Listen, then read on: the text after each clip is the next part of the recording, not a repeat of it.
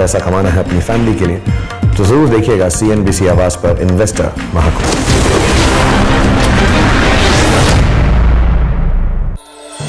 Presented by National Stock Exchange. सोचकर समझकर invest कर।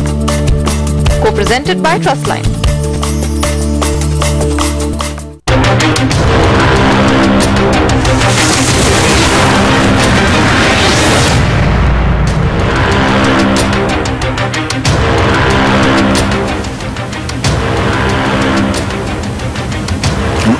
स्वागत है आपका एक बार फिर इन्वेस्टर महाकुंभ की इस चर्चा में। और इन्वेस्टर महाकुंभ के भाग्यशाली विजेता हर घंटे जीत रहे हैं 75,000 रुपए के सोने के सिक्के। अब वक्त हो गया है 8वें घंटे के विजेता का ऐलान करने का। हमने आपसे पूछा था कि डायरेक्ट टैक्स कोड कब लागू करने की योजना है, और सही जवाब है 2012। और सही उत्तर देने वाले भाग्यशाली विजेता हैं मुंबई के रमेश शाह। रमेश, बहुत बहुत बधाई आपको। और इन्वेस्टर महाकुंभ पे इनामों की बरसात अभी खत्म नहीं हुई है। अभी भी आपके पास है 75,000 रुपए के सोने के सिक्के जीतने का शानदार मौका। तो नोट कीजिए इस घंटे का सवाल। आपको बताना है कि शेयर बाजार में कारोबार करने के लिए क्या जरूरी है। A mat, B GMAT या C डी मैट। जवाब भेजने के लिए अपने मोबाइल फोन के मैसेज बॉक्स में जाइए, टाइप कीजिए IMK9। ये 9वां सवाल है, इसलिए IMK9 और स्पेस दीजिए। लिखिए A, B या C, जो भी ऑप्शन आपको सही लगता है, और भेजिए हमें SMS 51818 पर। आइए अब चर्चा को आगे बढ़ाते हैं, चलते हैं योगेश जी के पास दिल्ली हमारे स्टूडियो में। सर, हम आपसे ये समझना चाहेंगे कि फंड फ्लो बाहर से आए, हिंदुस्तान से आए, बहुत गुंजाइश है। इंश्योरेंस पेंशन एक इलाका है जहां से ये बड़े पैमाने पर काम हो सकता है। क्या क्या सुझाव हैं, क्या क्या चीजें हैं, क्या आइडियाज हैं जिस पर आप लोग काम कर रहे हैं कि बाजार को एक बल मिले और वहां से पैसा इस तरफ आ सके? इस वक्त तो जो पोजीशन है वो इंश्योरेंस सेक्टर में 26% FDI अलाउड है, और पेंशन सेक्टर में भी 26% FDI ही अलाउड है। ये चर्चा से का विषय काफी दिनों से है कि इंश्योरेंस सेक्टर में और पेंशन सेक्टर में FDI का निवेश का जो अमाउंट है वो बढ़ाया जाए। लेकिन ये एक ऐसा विषय है जो कि भारत सरकार को ही तय करना है, और मेरे ख्याल से जो जितना मुझे मालूम है, ये एक आपस में जो पार्लियामेंटेरियंस हैं उसमें काफी लाइव विषय है। और लेकिन हम लोगों को इंतजार करना पड़ेगा जब तक पार्लियामेंट्री बारे में कोई भी डिसीजन लें। ये तो सही बात है कि हर कोई बात करता है कि FDI का अमाउंट बढ़ना चाहिए, और ये देश के हित में होगा और इन्वेस्टर्स के भी हित में होगा। लेकिन हम लोग को इंतजार करना पड़ेगा जब तक पार्लियामेंटेरियंस इस विषय में अपनी राय नहीं कायम करेंगे।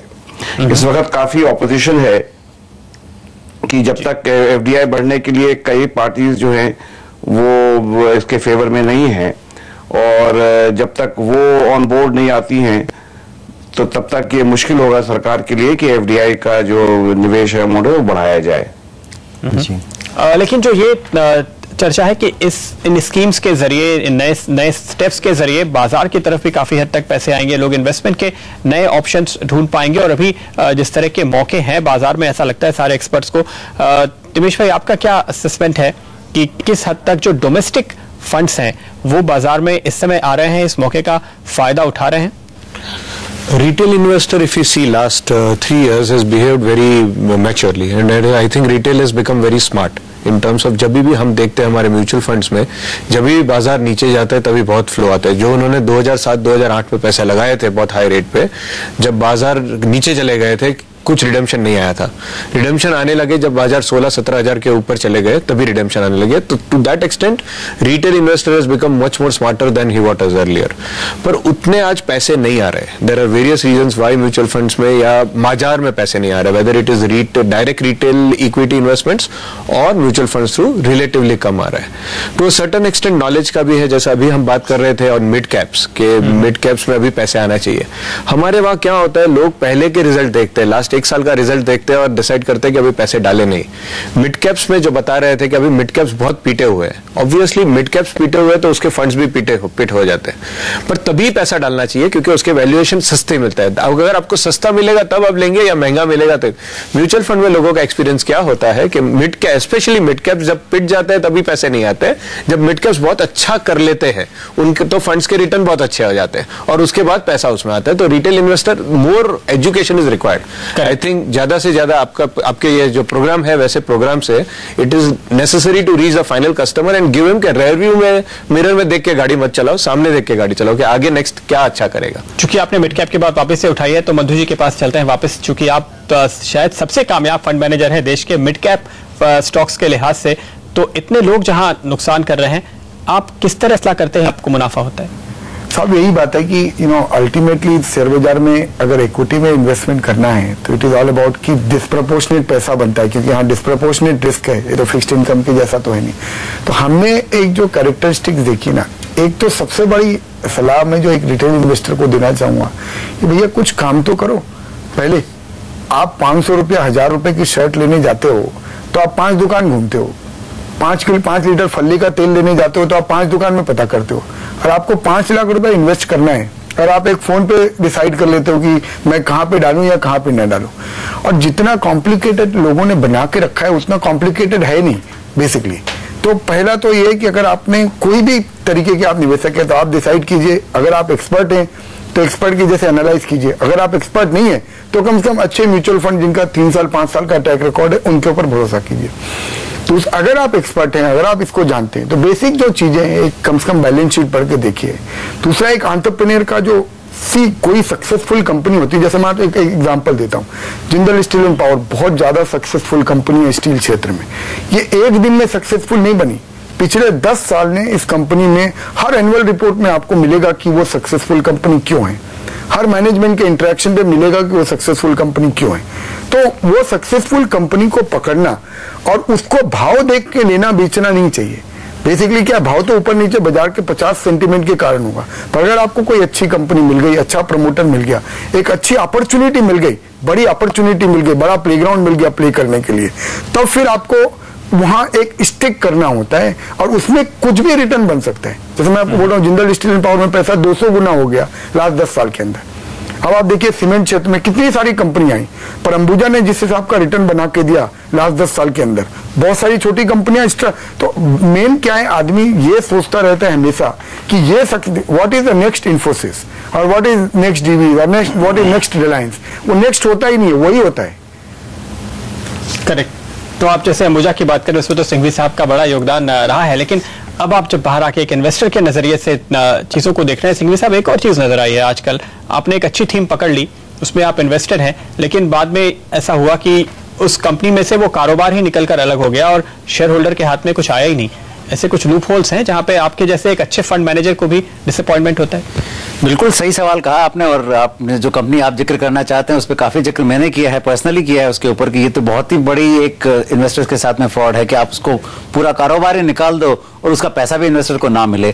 तो मैं जो पिछले मुद्दा जो उठाया था संजय जी ने, वही बात है कि आज भी हमारा जो कॉर्पोरेट गवर्नेंस का जो रवैया है वो बहुत ही खराब है।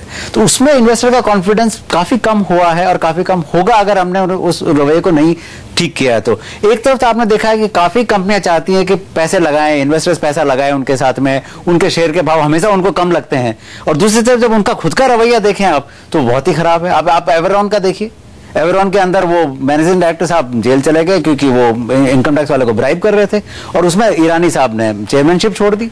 अब ऐसे में तो बेचारा इन्वेस्टर क्या करे, उसने पैसा लगाया था कि कंपनी ठीक लगती है, एजुकेशन सेक्टर में है, उसमें मैनेजिंग डायरेक्टर साहब रिश्वत दे रहे हैं और चेयरमैन साहब छोड़ के चले गए। अब उसमें बड़ा मुश्किल वाला काम है। ये जब तक मुद्दा हमारे यहाँ नहीं ठीक होगा कि कौन से लोग कंपनी से जुड़ते हैं और कब उस जो जुड़ा है वो कब वहां से निकलते हैं, वो बहुत बड़ा काम है। कॉन्फिडेंस का जो लेवल है इन्वेस्टर के साथ में वो होना चाहिए, वो नहीं हो रहा है। तो आप अगर देखें कि राजनीति में अगर हमारा कॉन्फिडेंस नहीं है और कंपनी में कॉन्फिडेंस नहीं है तो कहीं तो ये बड़ा डेफिसिट चल रहा है कॉन्फिडेंस का दोनों तरफ का।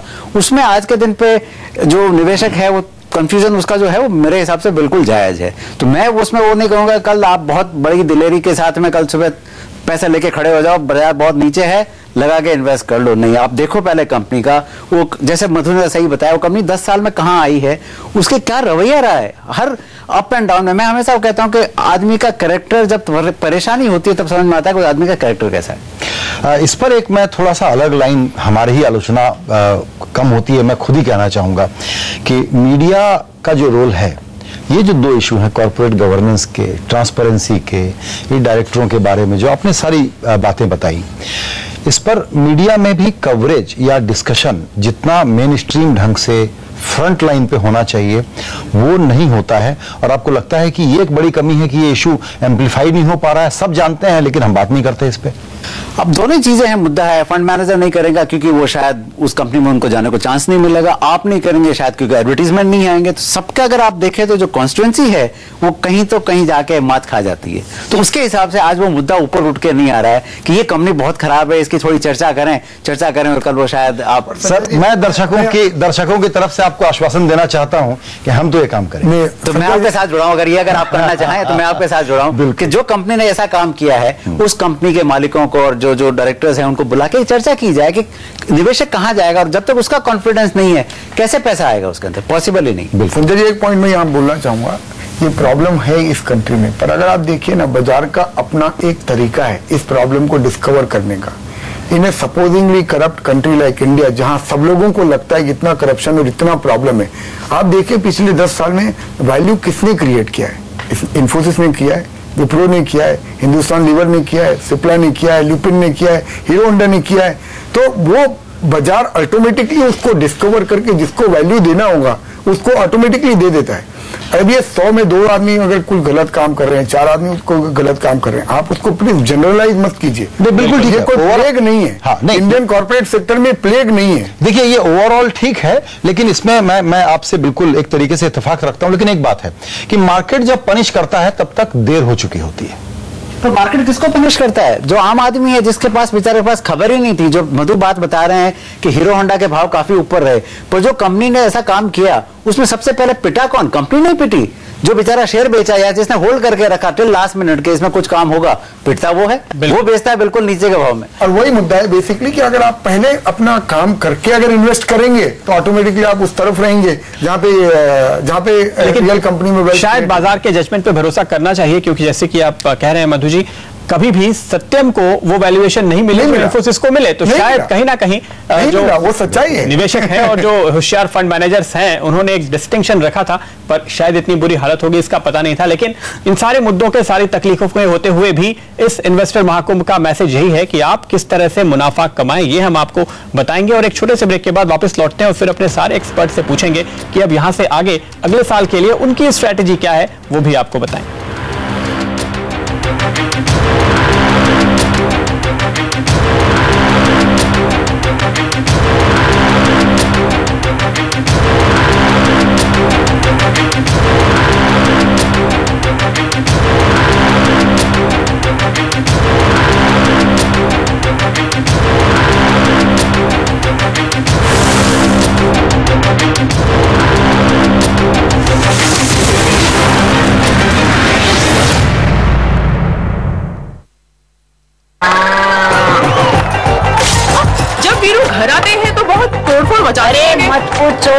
अरे बेटी, इस भोड़ू का तोड़ है हमारे पास। क्या जोड़ू? जेके सुपर सीमेंट, विश्वास है इसमें कुछ खास है। खूबसूरती वो है जो झलके, अहाना तराशी मेरी खूबसूरती।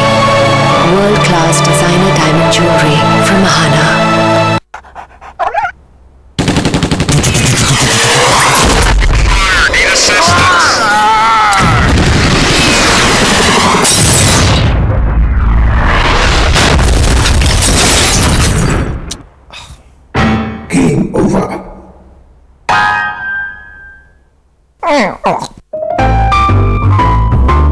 No matter what, protect your walls with Royale.